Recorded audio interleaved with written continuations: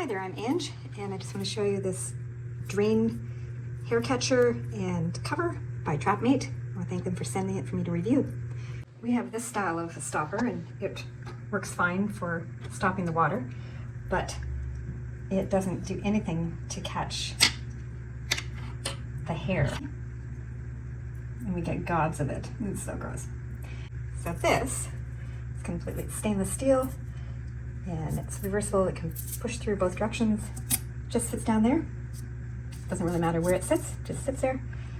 And if that were to go in the sink, that would just get caught in there. And then I can easily just take that and dump it. Just like that. And then if I want to seal it, to fill up the sink with water, throw this little guy in. And it works so great because it's got a big enough surface area that even if that part in the middle is sticking up, it still seals.